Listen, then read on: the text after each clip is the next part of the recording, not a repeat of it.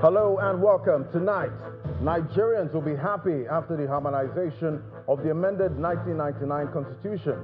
And that's the position of the Deputy Senate President, Bilateral after a retreat of the Senate and House of Representatives Constitution Review Committee members in Lagos. A United Nations launches platform for young creatives in Nigeria as the body celebrates its 80th anniversary. And Nigeria's former First Lady, Stella Obasanjo, may have passed on, but not forgotten, as family members, friends, and associates gather in Abeokuta for a memorial Thanksgiving 20 years after. And Ivorians vote in crucial election to elect president as 83-year-old leader Alassane Ouattara is set for a fourth term in office.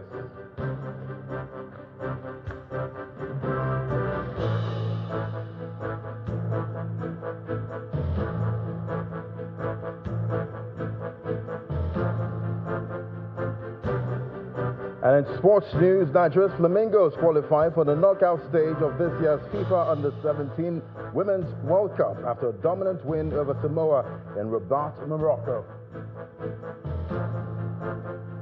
And on business, Nigeria's foreign reserves hit 15-week high as Naira strengthens against the dollar.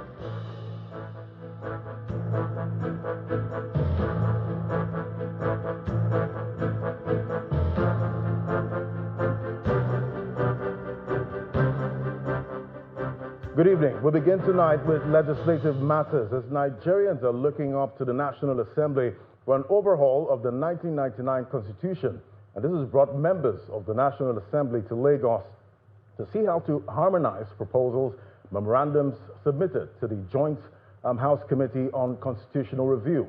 Although the meeting was not for media coverage, we spoke to the Deputy President of the Senate, Senator Bilateral after their meeting, and he reassures that the outcome of the harmonization will be for the benefit of all. In the first place, we are here on a retreat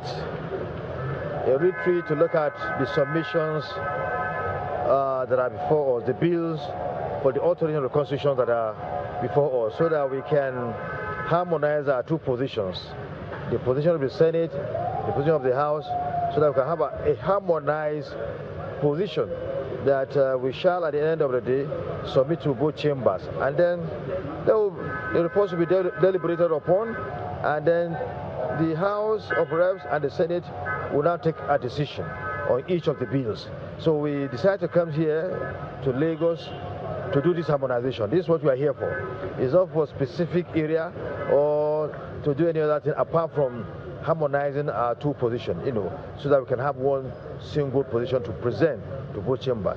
So a kind of expedite action, expedite the process so that we can get the job well done. I can assure you we are doing our best. You can see how we came here for the past 2 days. We've been working, and we've done all within our powers to make sure that we do the right thing, in line with our processes and procedures, so that we can have the best position that we shall present to the both chambers of the National Assembly. We are doing our best, and I can assure you the end result of the entire process will be something that will be useful to this country. Another senator, a committee member, Senator Osita Zunaso, hints that state creation drew the attention of members, and after a debate, it was agreed an additional state be approved for the Southeast geopolitical zone. The most important of all the approvals that we have gotten is that we have agreed today to give an additional state to the Southeast, to balance it 6 states per geopolitical zones, regardless of the Northwest that have several zones. And we also set up another committee to look at modalities to create more states for the areas that need more states. These are the things that we have achieved today. So an additional state for Southeast is a major achievement of this final retreat of the National Assembly Constitutional Review Committee. So there are other, we stepped down the issue of police, state police. We said we are going to look into it. We set up an additional committee to look into the issue of state police. We also look at the issue of local government. We didn't step it down, we also ask that same committee to look at it. So all the gray areas, we ask the committee to look at it and submit their report within 2 weeks. So we're going to meet again in the next 3 weeks. But the ones I've told you now are the ones that we have already agreed and concluded. So I think it's the right step in the right direction. And from national efforts to reform the constitution to state politics, the people of Orumba North and Orumba South local government areas of Anambra State have affirmed their solidarity to Governor Chukwuma Soludo for another 4 years as governor. In a grand rally at the local government headquarters in Ajale and Umonze, respectively, the people hailed Governor Soludo for the new roads that have sliced through several communities, tightened security, free education, youth and women empowerment, and provision of improved seedlings, funds and irrigation facilities for farmers, among other projects. They say an additional 4 years is a sealed deal for Governor Chukwuma Soludo. A crowd of ABGA supporters and residents of Orumba South local government area assemble on the field of the council secretariat with Governor Chukwuma Soludo in a grand rally of affirmation to seal the deal for another 4 years. They also support the governor with over 60 million naira. What you're seeing here today is just a tiny speck of what it is in the community. They are happy. You know, the saying goes that somebody can forget what you've done, what you said, but they don't forget the way you made them to feel. In Orumba South, the feeling is sweet towards you. The highly elated governor, seeing women who come with basins of flaked cassava, the produce from their farms, and the massive crowd of supporters, announces that the campaign is a divine project and the movement of the people, and urges them to vote massively for ABGA.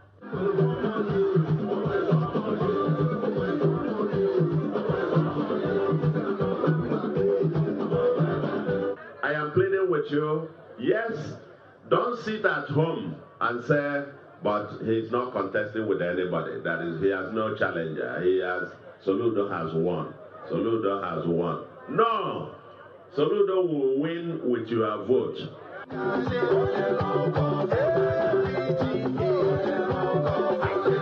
The solidarity is even more intense in Ajali, headquarters of Orumba North, where Governor Soludo's development push is gaining heavy traction in healthcare, agricultural support, and good roads.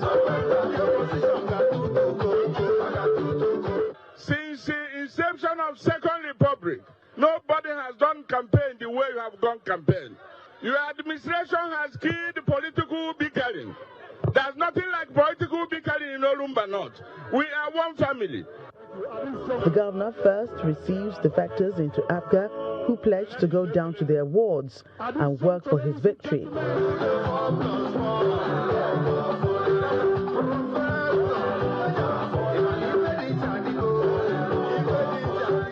This project is a divine project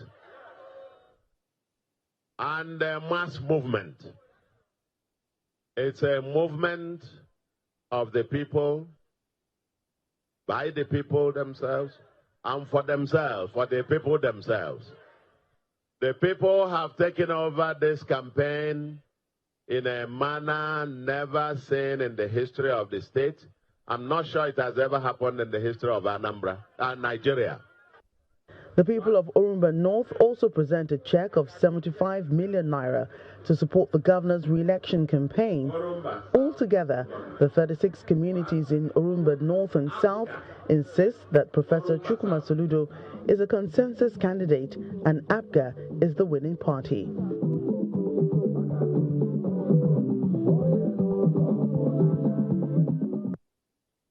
And now to a political revelation from Abeokuta. Nigeria's former president, Chief Olusegun Obasanjo, today threw more light to the dynamics that led him to choose Alhaji Musa Yar'Adua as his successor over former Kaduna State Governor Nasir El-Rufai and others. Former President Obasanjo went down memory lane on how former Minister of Aviation, Osita Chidoka, recommended El-Rufai as the successor, but he brought to the side. Chief Obasanjo explained that he rejected the recommendation of El-Rufai as his successor because he felt the former minister needed more time to prepare for the job. And I quote from former president, "I did not yield to the pressure. I said El-Rufai needs to mature."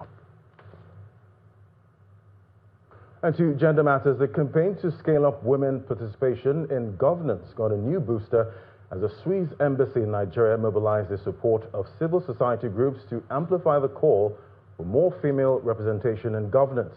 Speaking at a roundtable in Abuja, the deputy head of mission at the Embassy of Switzerland underscores the urgent needs to break barriers that limits female participation in Nigeria's political space. Nigeria ranks low on the Global Gender Gap ranking, as it ranked 124 out of 148 countries ranked in 2024. It's a roundtable to discuss strategies for scaling up female participation in governance in Nigeria, led by the Bilateral Foundation and the Swiss Embassy in Abuja. The objective is to amplify the voices of women and mobilize support for efforts towards increasing women representation in governance. Women remain significantly underrepresented in decision-making spaces, yet they comprise half of Nigeria's population. Despite constitutional guarantees and international commitments, including the Convention of the Elimination of All Forms of Discrimination Against Women, CEDAW, the 35% affirmative action for women in governance as contained in Nigeria's gender policy, and which has been affirmed by the Nigerian judiciary, remains unfulfilled. It is our hope that advocacy efforts focused on the reserved seat for women bill, which the Swiss Embassy is also supporting through a civil society partner, would ultimately result in the passage of this most important bill. Nigeria ranks low on the Global Gender Gap ranking, with very few women occupying elective positions. Only 4 out of the 109 seats in the Senate are occupied by women, and only 15 out of the 360 seats in the House of Representatives are women. Only 45 out of the cumulative 991 seats in the state houses of assemblies are occupied by women. This underrepresentation of women has necessitated the push for a bill seeking to reserve seats for women. The consensus at this roundtable is that stakeholders should engage more, while other deliberate efforts must be taken to increase women participation in governance. The barriers to entry for women isn't by accident, it's by design. And therefore, it also would have to be by deliberate design to undo those things. The space is open. So this is not really the time to step back. This is the time for further intense engagement. The campaign to scale up women participation in governance continues to gain traction in Nigeria, and some believe strongly that the bill seeking to reserve seats for women will be a game changer if it's passed into law. And in part 2, after the break, a life of service. That's how former President Olusegun Obasanjo describes his wife Stella as family holds memorial service in Abeokuta. Stay with us.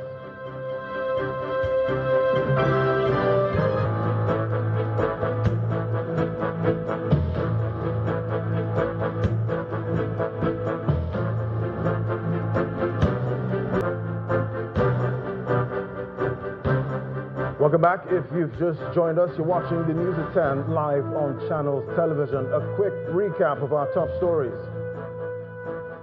Nigerians will be happy after the harmonization of the amended 1999 Constitution. That's the position of a Deputy Senate President, Barau Jibrin, after a retreat of the Senate and House of Representatives Constitution Review Committee members in Lagos.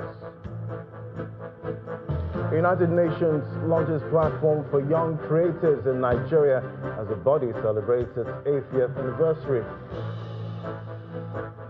And family members, friends, and associates gather in Abeokuta for a memorial Thanksgiving in honor of Nigeria's former First Lady, Stella Obasanjo. Plus, Ivorians vote in crucial election to elect president as 83-year-old leader Alassane Ouattara set for 4th term in office.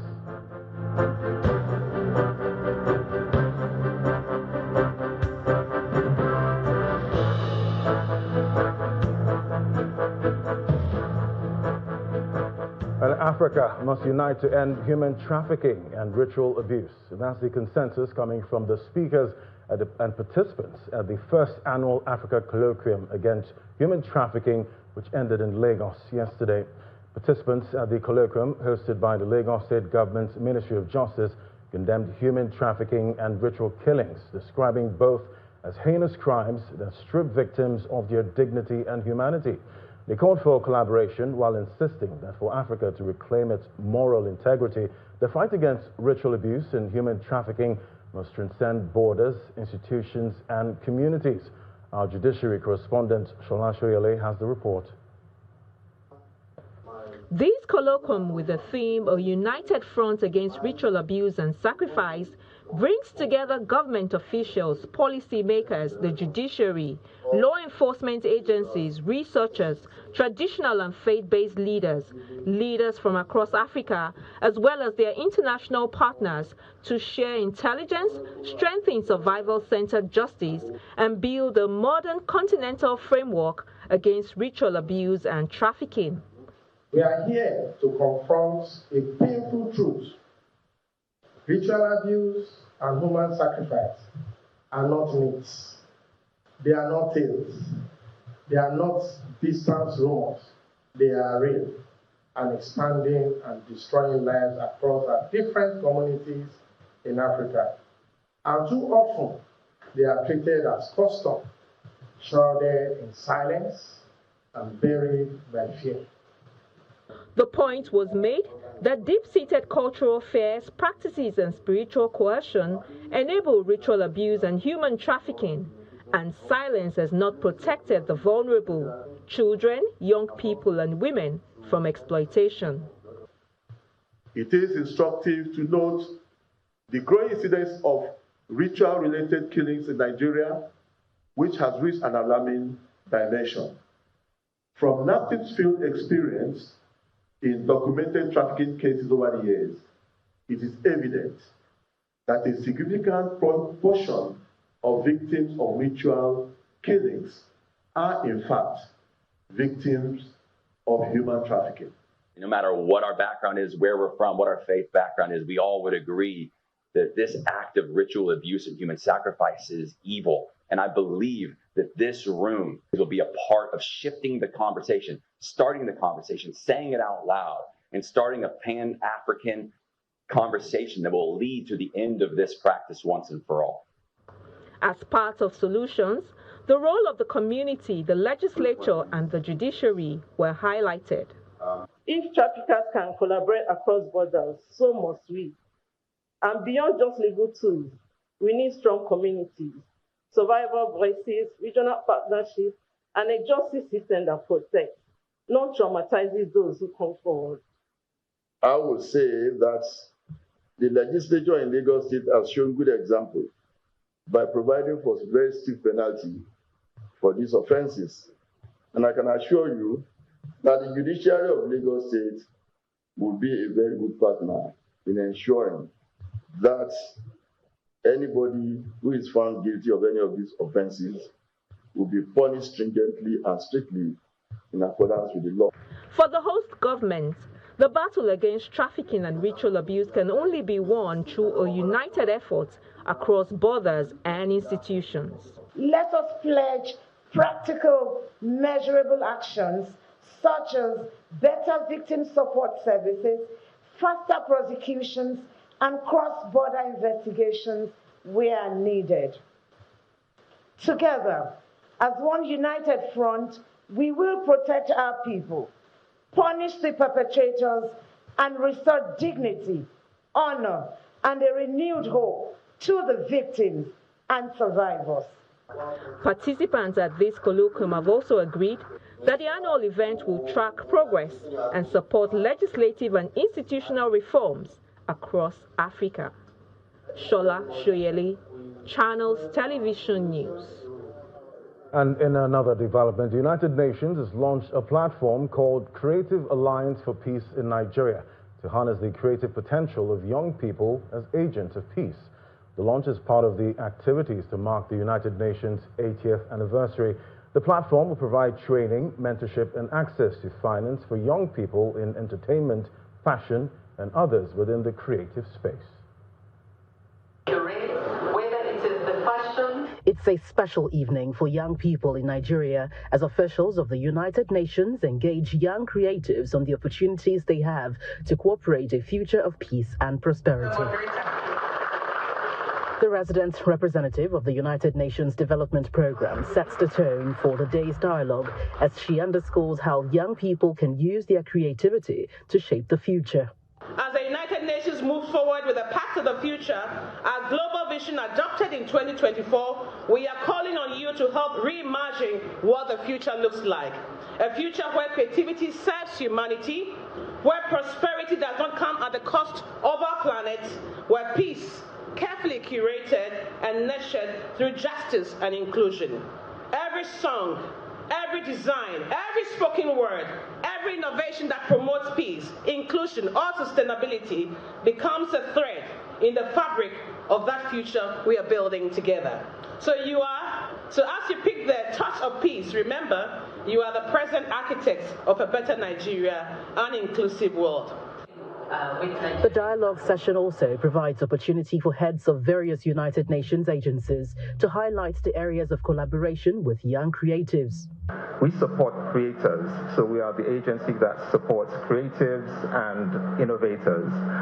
We believe that if you support creators and innovators, then people spend more time and are able to invest more of their resources and time being more innovative and more creative and ultimately making the world better.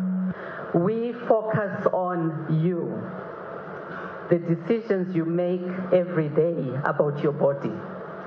Whether you want to have a baby now or next year, or whether you don't even want to have a baby. Those are some of the areas that we deal with. Reproductive health issues. We deal with issues to do with girls and women. The high point is the launch of the Creatives Alliance for Peace, which renowned musical artist D'banj coordinates alongside officials of the United Nations. As we start this alliance, we move with celebrating 80 Nigerian youths through the year.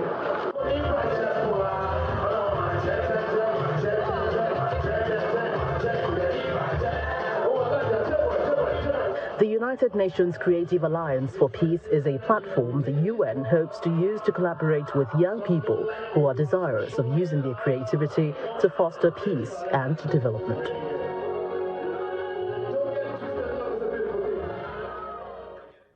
And to tributes now, it's 20 years, just like yesterday, since Mrs. Stella Obasanjo, Nigeria's former First Lady, passed on, and today a memorial Thanksgiving service was held to celebrate her life and time. The gathering, which held in Abeokuta, Ogun State capital, had in attendance family members, her husband's political associates, and many distinguished personalities. A solemn but modest memorial Thanksgiving service holding here at the Church of Christ the Glorious King within the Olusegun Obasanjo Presidential Library in Abeokuta, the Ogun State capital. Family members of the former First Lady, her associates, and those of her husband and widower, Chief Olusegun Obasanjo, celebrate her, remembering her days and her landmark legacies, which stand till date. Her Child Care Trust, a foundation for underprivileged and disabled children, and a pillar of support to former President Olusegun Obasanjo. She was also very glamorous in her days as First Lady.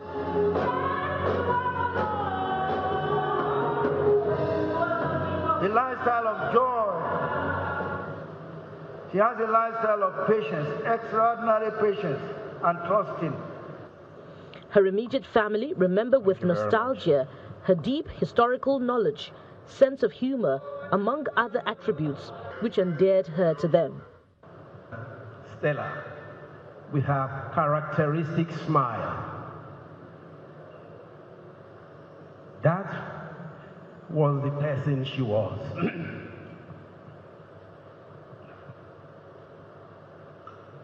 From when she was very young, she had a way of melting my parents' hearts by just smiling.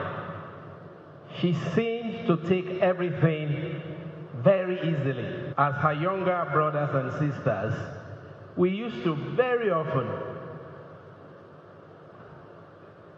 send or push her in front when we had offended our parents. And we knew Stella, with her characteristic smile, will melt their hearts. And whatever punishment you were going to get that day will be greatly reduced because she had interceded. Her only son, Muyiwa Obasanjo, who was barely 28 years at the time of the sad incident, believes that his mom gave her best to the country and would be missed forever. She was caring and protective as an only child. Most people understand that, but also strict and would not tolerate any deviation from, what she has, the knowledge she imparted in me. So I've kept that in mind, and I've continued to try to live my life that way. And for her husband of many years, former President Olusegun Obasanjo, it was a life well spent. We came to celebrate a life of service.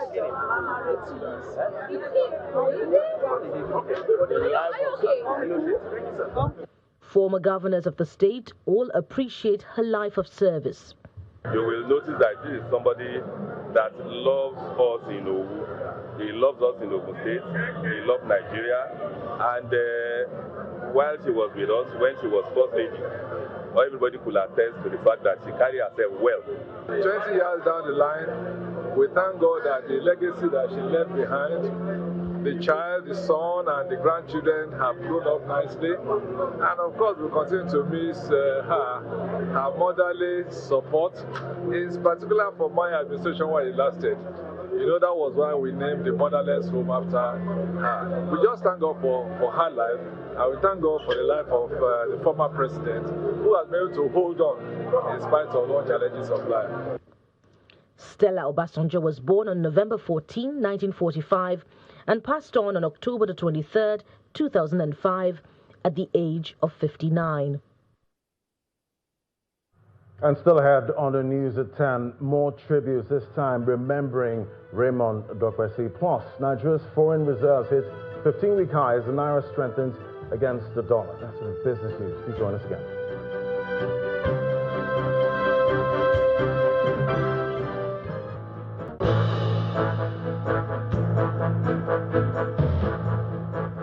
Welcome back. Well, to more tributes now. Nigerians have been hailing the contributions of media mogul and founder of Dark Communication, Chief Raymond Dokwesi, who passed on May 29, 2023. He's described as a champion of broadcasting who revolutionized and democratized the information space in Nigeria. Submission was made by political associates, friends, family, media practitioners, and staff of the second Raymond Leoho Dokwesi Diamond Lecture in Abuja.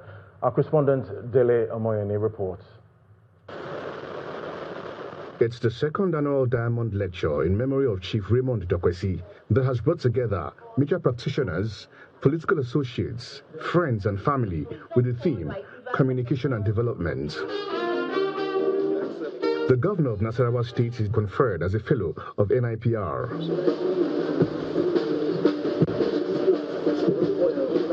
The guest lecturer is Governor Abdullahi Sule of Nasarawa State, who urged Nigerians to emulate the leadership virtues of Chief Dokwesi.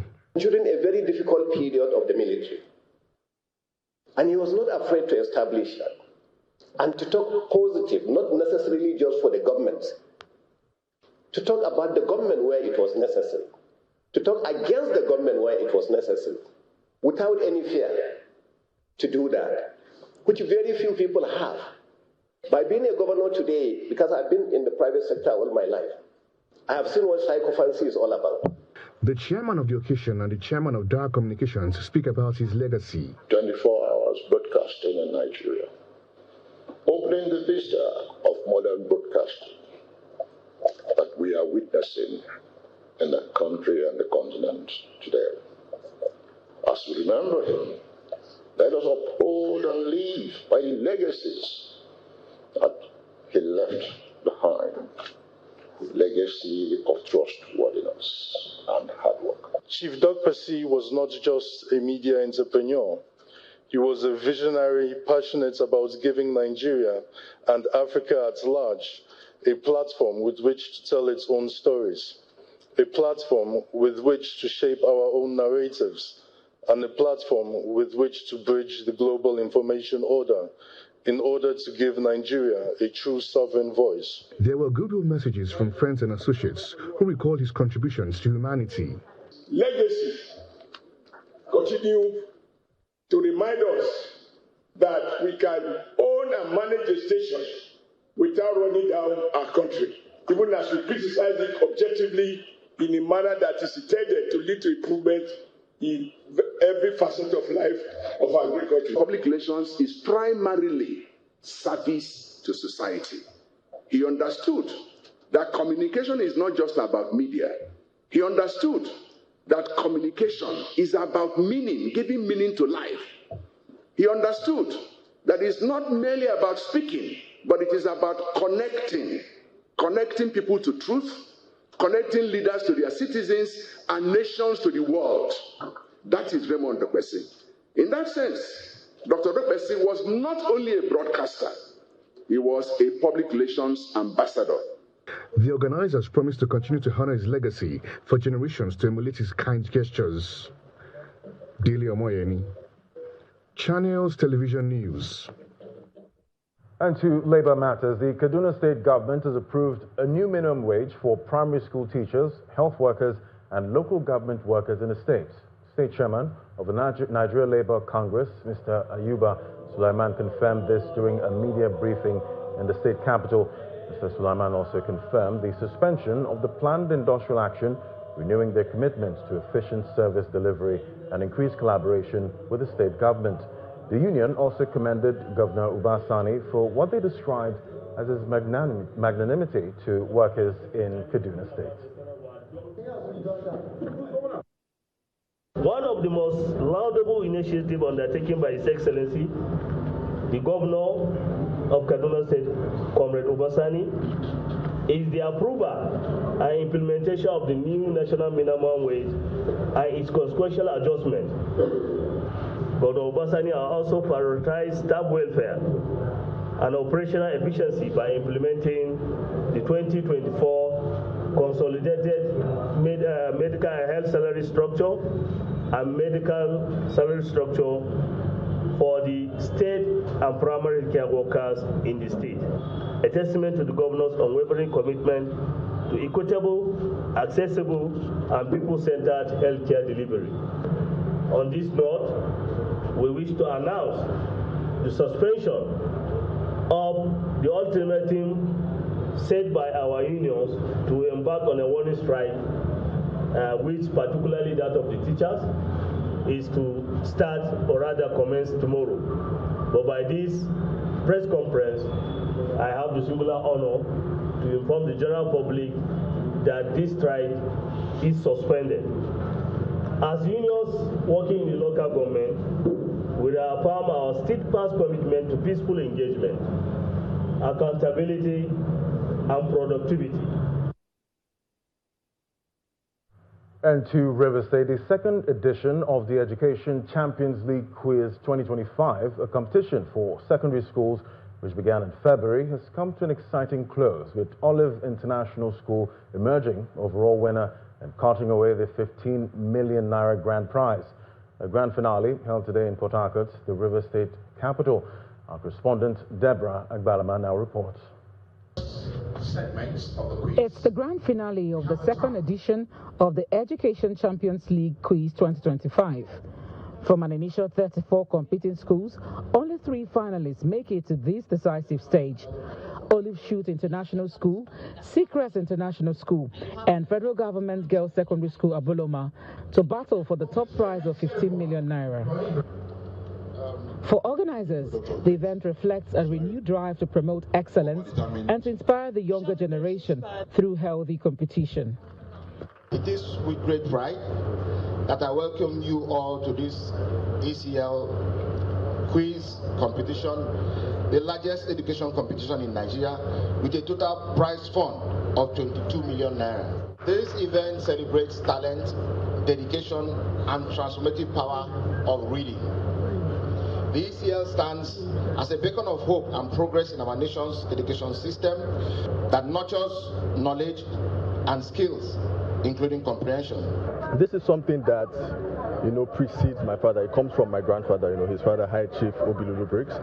Education has been something that has, in terms of like where I come from, my family, has been very important to us. So that kind of culture has been engraved in my father and even in me. That's why I also want to be part of this, and that's why I'm also here representing him. And I'm also happy that we're finally get to reward these kids for things that do matter. The championship features quiz and debate sessions, with Olive Shoots International School emerging first, Secret School taking second place with 5 million naira, and Federal Government Girls Secondary School Aboloma clinching the third position with 2.5 million naira. Thank you. And the second prize. The best debater from the winning school is grateful for the opportunity and recognition. We, the students of Olive Shoots and the school as a whole, we are thankful to God, first of all, for bringing us this far, and we are also thankful to the organizers of this event. We say a big thank you to ECL for creating this opportunity for us students to show and explore ourselves and express our talents in the society. The chairman of the organizing team, Kingsley Wali, says the next edition promises to even be bigger and better. Last year. Last year's edition was 10 million. This edition is 50. That's for first prize. This year's one is 15 million. And hopefully it will get better, will get bigger. Primarily, we are motivated by the need to get Nigerians start doing the right things. The right values. Sponsors of this year's competition include Dumo Lulu Briggs, who endowed the Obi Lulu Briggs Prize for first place, Adokie Tombomieye, who sponsored the Claude Ake Prize for second place, and Bomai Rekosima Prize for third place. All prizes were named after distinguished Rivers indigents who were passionate about educational advancement. Deborah Balama, Channels Television News. And now to bilateral relations. Nigeria and South Africa have echoed their unwavering commitments to transform both countries' age-old economic and political relationship into tangible growth results through joint projects and private sector-driven initiatives.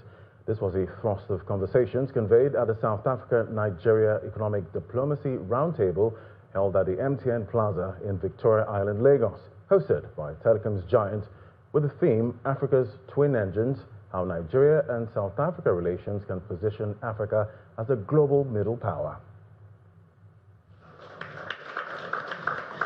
The Africa Economy-Centered Engagement brings together government officials and business leaders from Nigeria and South Africa and top executives from MTN Nigeria to strengthen bilateral relations and convert diplomatic commitments into actionable economic results. In his opening speech, Mr. Carl Toriola, the Managing Director, MTN Nigeria, says his organization will support initiatives and that the roundtable aims to translate intent into execution and timelines for delivery. Predictability is not a favor to business. It's a growth strategy to create jobs and to generate revenue. Ambition today is practical. By the end of the roundtable, let's agree on a short list of pilot owners and dates, how we can move this forward. In his keynote address, Lagos State Governor Babajide Sanwo-Olu, represented by Obafemi Hamzat, the Deputy Governor, describes the roundtable as a landmark opportunity to deepen cooperation between Africa's top largest economies. The South African-Nigerian corridor is brimming with potential, and today's discussion gives us the chance to turn that potential into real measurable progress. Giving her remarks, Thandi Moraka, South Africa's Deputy Minister of International Relations and Cooperation, says both countries are now moving from policy to action and implementing previously held resolutions. We are going to strengthen communication channels between our respective countries, which will go a long way in ensuring that legitimate business activities can thrive in an environment that is conducive for both our businesses to continue to make business in our two member states. A panel session also looks at Africa's twin engines, how Nigeria and South Africa relations can position Africa as a global middle power. The public sector has a critical role to play in forming and framing what happens in and around what people do. The Chamber strategically ensures that we connect with agencies, both in Nigeria and South Africa, and government-related functionaries, as it were, so that when there are issues, it's very easy for us to connect with them.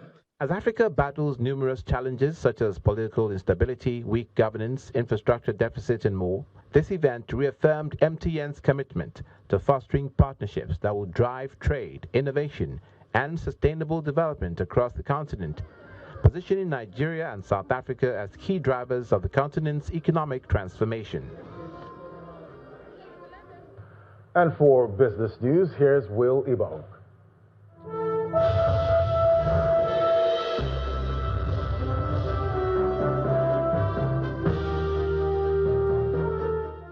Thank you, Ladi. Nigeria's gross foreign exchange reserves rose for the 15th straight week. And that's according to data from the central bank. The gross reserves climbed by $183.36 million to $42.87 billion as at October the 22nd. And this week saw the Naira appreciate by 0.5%, trading around 1,466 Naira to the dollar, driven by stronger FX supply. Analysts remain upbeat as rising non-oil exports, sustained liquidity, healthy reserves, and easing global monetary policies are expected to reinforce investor confidence and further support the Naira.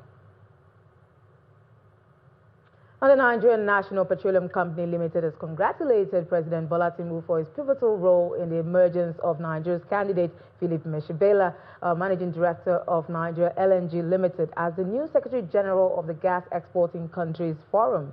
NNPC Limited described the development as a historic moment for Nigeria and a testament to the federal government's gas agenda, which seeks to harness natural gas as a major driver of industrial growth and economic development.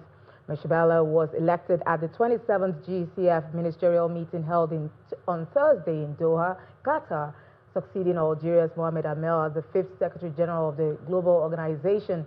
The GCF has been a leading voice in positioning natural gas as a cornerstone of global sustainable development.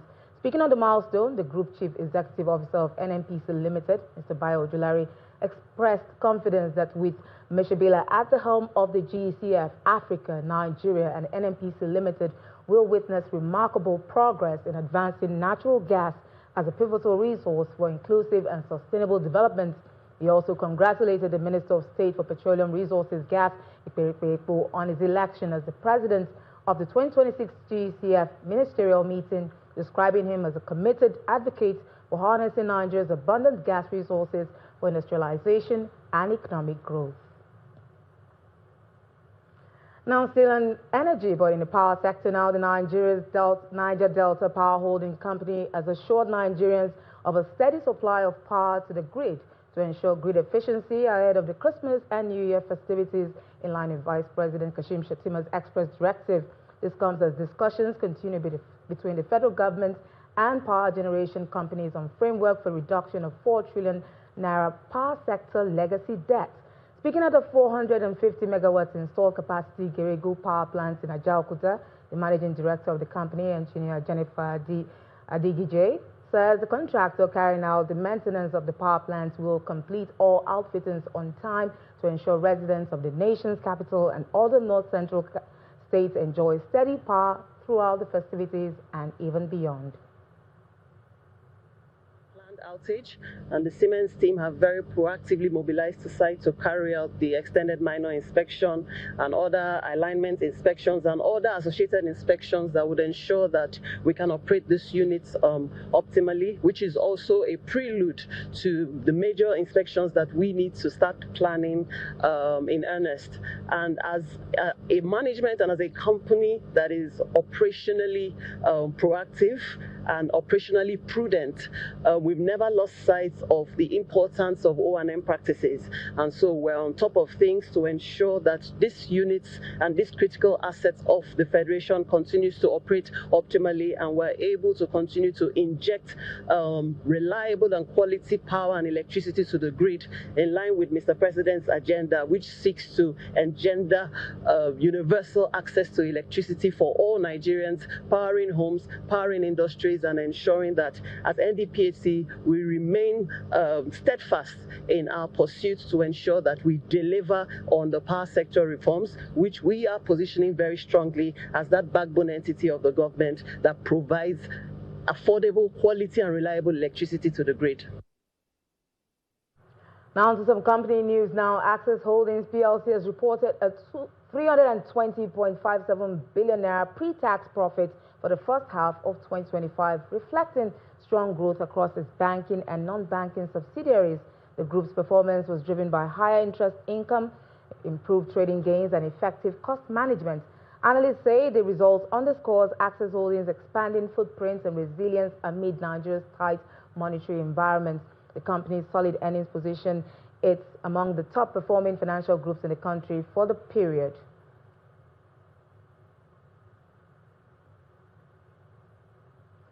And that's business news. Is back to Ladi for more on the news at 10.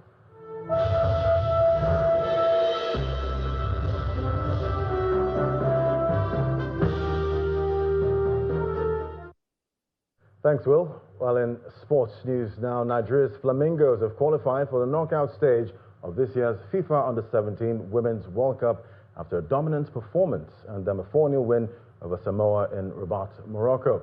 Queen Joseph hit a brace to take her tournament tally to 3, while Shakirat Mashoud and Azizat Bintou sealed victory for Nigeria. The victory means Nigeria will book a place in round of 16 as one of the 4 best teams thanks to their better goal difference. Odunsan with the right foot, that's a great Nigeria, the Flamingos are in full flight now. We see Rivers United have secured in the group stage of the CAF Champions League following a 3-1 victory over the Black Bulls of Mozambique today. Rivers United won the final qualifying round tie 3-2 on aggregate at the Godswill Akpabio Stadium in Uyo, Akwa Ibom State, and it's first time for the Port Harcourt Bays Club to be playing in the group stage of the prestigious club competition. Nigeria's other representatives in the competition, Rema Stars, who play South African champions Mamelodi Sundowns at Lucas Murife Stadium in Pretoria tomorrow. Rema Stars lost 5-1 on the first leg held at the MKO Abiola Sports Complex in Abeokuta last week. And in the English Premier League, Sunderland forward Champion Talby scored a 94th minute winner as the Black Cats stunned Chelsea at Stamford Bridge. Sunderland were on the brink of earning a valuable Premier League point in West London, but snatched all 3 when Talby converted from the edge of the box after a quick counter-attack. Newcastle United captain Bruno Guimaraes scored a dramatic late winner as Fulham's losing run continued at St James's Park. The Brazil midfielder took full advantage of a rebound from Fulham goalkeeper Ben Leno to fire down home from close range. Brian Mbeumo scored twice as Manchester United survived a late scare against Brighton to claim a 3rd successive win for the first time since February 2024. Old President Alassane Ouattara seeking a 4th term in office. Nearly 9 million Ivorians voted today, choosing from a field of 5 contenders that includes former First Lady Simone Gbagbo, ex-wife to opposition heavyweight former President Laurent Gbagbo, who has been barred from running. To win, a candidate must take an absolute majority of the votes. A second round will take place if no one clears that hurdle. It is also expected early next week. And Venezuela's President Nicolas Maduro has accused the U.S. of fabricating a new war after it ordered the world's largest warship to descend to the Caribbean. The U.S. Gerald R. Ford can carry up to 90 aircraft, and its deployment marks a massive increase in U.S. firepower in the region. The U.S. has conducted 10 airstrikes and vessels in the area as part of what it says is a war on drug traffickers. U.S. President Donald Trump has also accused Maduro of being the leader of a drug trafficking organization, which he denies. Where fears in Venezuela that the U.S. military buildup is aimed at removing the longtime opponent of Trump from power. And Donald Trump has said he would like to meet North Korean leader Kim Jong-un during his upcoming trip to Asia. The U.S. president told reporters on board Air Force One as he departed for the region, "I would, if you want to put it out the word, I'm open to doing it," adding that he had a great relationship with Kim. President Trump made history during his first term, becoming the first sitting U.S. president to set foot in North Korea when they last shook hands in 2019. His trip to Malaysia and Japan will see him meet a number of world leaders, including China's Xi Jinping, amid trade negotiations sparked by Trump's imposition of sweeping tariffs earlier this year.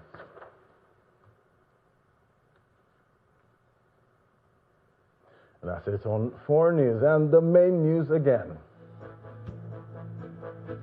Deputy Senate President Barrow Jibrin says Nigerians will be happy after the harmonization of the amended 1999 Constitution. And that's it on the news at 10 tonight. Thank you so much for watching. I'm Ladi Williams from the team right here at Channels HQ. Good night.